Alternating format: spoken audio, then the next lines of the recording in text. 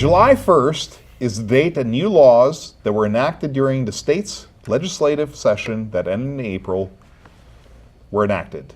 Ron, what new laws this year do you find interesting? Minimum wage, which goes up again this year. What's it go? It goes to $9.25, $9.75, which is yeah. And I'm the chairman of the board of Goodwill, and that means a lot to a lot of the people at Goodwill. It's a big expense, but it means a lot to those folks that's trying to make it in life. Well, the reality of the matter is the cost of living in the state of Maryland is higher than it is in other places. So, you know, and I realize that there's a lot of push for there's two pieces to this. So, personally, I believe in a living wage. By the same token, I realize that we have different costs of living across the country. So I think it's very unfair to try to push a national minimum wage, although I think there should be a basic standard. Well, some standard that you could have some wiggle room. But I think, you know, if you go to New York City, if you go to Washington, D.C., $9.25 even is not a living wage by any means. Even at the amount that it is now, I mean, I was seeing a number of these studies, you know, if you were getting a minimum wage and you had a family, and you know, you cannot afford a two-bedroom apartment in any place in the United States on that wage. Well, and there is a basic quandary, right? So we can argue about this all day, but first of all, you know, you have to think about basic equity. If somebody is working full-time, full-time, they should not have to rely on social services to be able to make it. Yeah. I think that's a basic principle. And I think that's a basic principle that anybody, whether conservative or liberal, can agree to, because honestly, I think all of us can agree, the less people we have on social services, the better. Yeah. What happens when Medicaid's cut way back? It's going to be a disaster. With the health issues, with people that don't have a livable wage. That's going to be a complete disaster. Well, they want them to have the savings accounts. They can't save enough money even to get an apartment. Well, I mean, the savings accounts are honestly, I think it's a little bit of fodder, right? So we can go through this backwards and forwards, and not to go off on a tangent, but I think when it comes to, and I'll be quiet here and very very shortly, but when it comes to things like healthcare, how we get to equitable healthcare, I think, is up to debate, and we should have a healthy debate, and I think everybody should be involved. But we have to agree to certain things. I think everybody at every strata in society deserves to have healthcare, right? So they deserve to have the ability to access healthcare. Now, of course, the higher up you are, the more you should pay, I think, and I think certain people should get a break on it and everything else. The ultimate goal of society is to have as many members of society to be productive.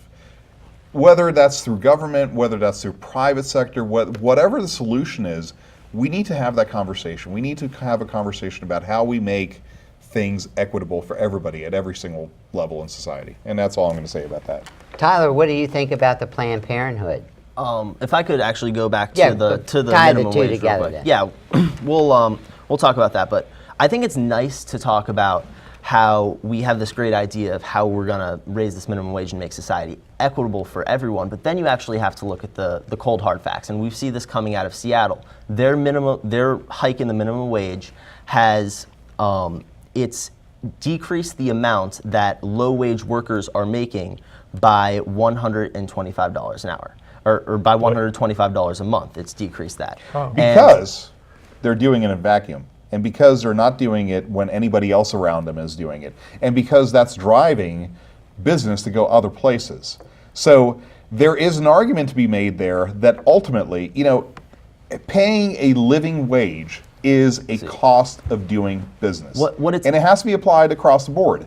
You know, you can make the same argument that it's unfair to business to not be able to hire 8-year-olds and have them work 16 hours a day. We have some of these rules and some of these basic standards in play because there has to be a basic level at which everybody has to play. If you want to talk about rules, let's talk about the rules of economics. What a minimum wage is a price floor for labor. What that does is it prevents the sellers of labor, who are obviously workers, from selling their goods, which is labor, to the consumers of labor, which are businesses, for below a certain amount. And when you have that price above the equilibrium price for labor, which which is what it would be just on a normal unregulated market, that will cause the consumers of labor, the businesses, to purchase less labor. You know, people talk, in if you Seattle, raise the price of something, there's going to be a lower demand. No. In Seattle, No, they have 3% unemployment rate, though, which is better than it is darn well here in Washington County. Now, how do you G that up with what you just said? Because Seattle is a thriving economy in a state that has a thriving economy and has a much different sector of jobs that it takes. It's supposed to have driven down. In Washington County, we've been struggling with jobs for a long time. We're a blue-collar county, whereas Seattle is an extremely white-collar place. It's different parts of the country. But this is about the minimum wage we're talking about here. Right. Yes. Not about what you're saying here. This is the minimum wage. That's why it was supposedly, according to your Seattle's view unemployment of economics, is not 3% because of minimum wage. Because of your view of economics, then there should be less jobs and less demand in Seattle. Well, the fact because is, they raised the minimum wage to $15 an hour. Not everyone works at minimum wage. The vast majority of people who work minimum wage jobs are people who live in houses that fall above the poverty line and fall above minimum wage. Or businesses that want to cut back and make people work for nothing. Yeah, most people that are working minimum wage are in the 15, 16 to 24 age bracket that aren't working to provide for a family. It's not true. And it's not true. That is absolutely true. I can show you the research that it's true. I wrote an article about this. My research. I wrote an article about this actually about 2 weeks ago. A lot of them are single mothers. Some of them are single mothers, but the vast majority are not. Some is an important thing. These are children we're talking about. No, and we have this argument on a regular basis here because we end up going that ultimately everybody who's poor is somehow trying to scheme the system. And I disagree with that because honestly, at the end of the day, you have to have equity. And I don't care. Businesses have to play by the same rules that the rest of us have to play. If there is an equal standard, if there is an equal playing field, then it becomes a cost of doing business and a cost that is passed on to the consumer to be able to pay a living wage. And you can argue with me until you're blue in the face, but I'll give you plenty of examples of places like Germany, places like Japan, where the cost of labor is much higher, and somehow business tends to survive, even up to including mom and pop shops and small businesses. They survive. So, you know, this whole notion that somehow we have to bend over backwards because the wealth is going to be made and it's going to trickle down is BS, and it never has Up next, we're back with Fast Five.